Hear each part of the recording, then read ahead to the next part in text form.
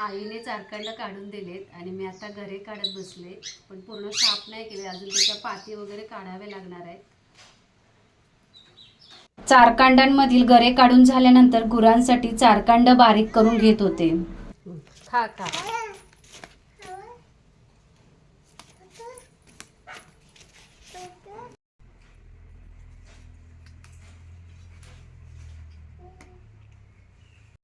गरे काढून घेतल्यानंतर पहिल्यांदा गऱ्यांच्या बाजूच्या ज्या पाती असतात त्या बाजूला करून घ्यायच्या.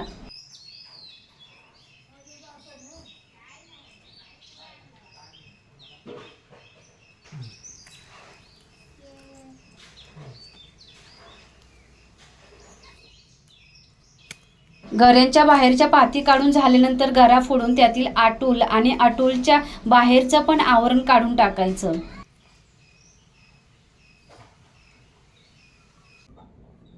गरे तळण्यासाठी गरे दोन्ही बाजूने कट करून घ्यायचे, कारण जेव्हा आपण गरे तळायला घेतो तेव्हा गऱ्यांची मधली बाजू ही पातळ असल्या कारणाने गरा लगेच तळला जातो आणि गऱ्याच्या दोन्ही बाजू ह्या जाड असल्या कारणाने तळला जात नाही पटकन. त्यामुळे गरा कच्चा राहू शकतो बाजूने, म्हणून दोन्ही बाजू कट करून घ्यायच्या. आणि गऱ्याच्या ज्या उरलेल्या दोन बाजू असतात त्या फेकून न देता त्यांची भाजी करता येते, किंवा ते उन्हात सुकवून ठेवायचे, मग त्याची पावसाळ्यात सुद्धा भाजी करता येते. तळायचे गरे थोडेसे कट करून झालेले आहेत आणि थोडे राहिलेत, पण आज ऊन पण जोराचं पडलेलं आहे, त्यामुळे गरम खूप होतं आणि घाम पण भरपूर येतोय, त्यामुळे थोडंसं थांबवलं आहे. बाळ पण आता झोपलेलं आहे, त्यामुळे मी आता झाडाखाली आले आणि झाडाखाली ते सगळं घेऊन आले आणि आता इथे झाडाखाली बसून मी ते कट करत बसणार आहे.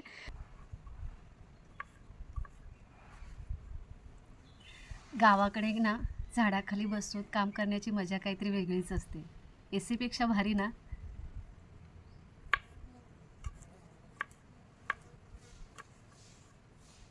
गरे कट करायला आहे ना थोडासा टाईम लागतो, ते बारीक बारीक करायचे असतात ना, त्यामुळे थोडासा टाईम लागतो. हवा छान सुटली.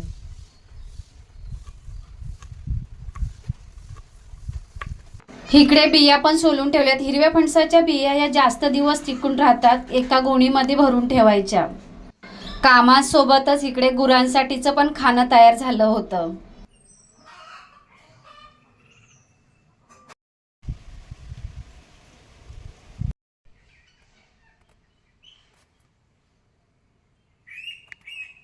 गरे तळण्यासाठी जो फणस काढलेला होता तो खूप मोठा निघाला, त्यामुळे अर्ध्या फणसाचे आम्ही गरे काढून ते तळण्यासाठी बाजूला ठेवलेले, आणि जो अर्धा फणस राहिला त्याच्या आईने गरे काढून ते उन्हामध्ये सुकायला घातलेत बारीक बारीक करून.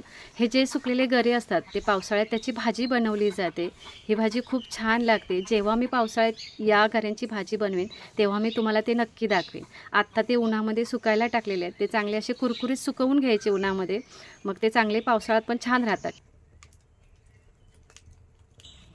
कढई चांगली तापलेली आहे, मी आता तेल ओतणार आहे. खोबरेल तेल घेणार आहे गरे तळण्यासाठी.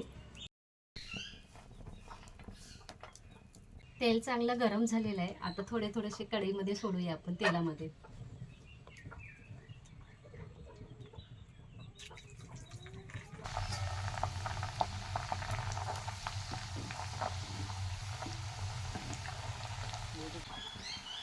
गऱ्यांना चव यावी म्हणून गरे तळताना कढईतच मिठाचं पाणी सोडायचं, थोडं थोडं, म्हणजे सगळ्या गऱ्यांना मीठ लागतं.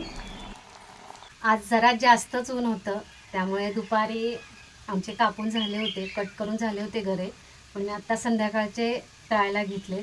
आणि चुलीजवळ कसं जास्त गरम होतं, त्यामुळे आता संध्याकाळचे घेतले तळायला मी.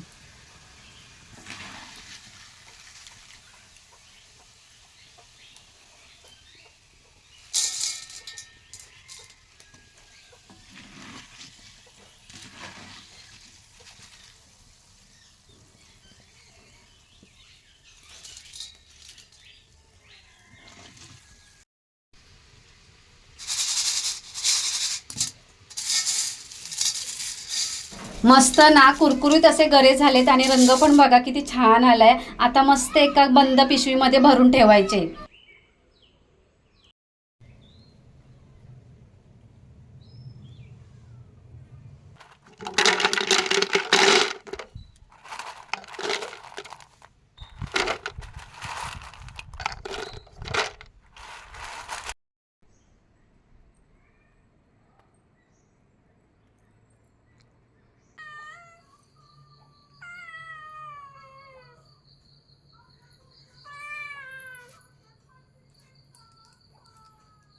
Okay.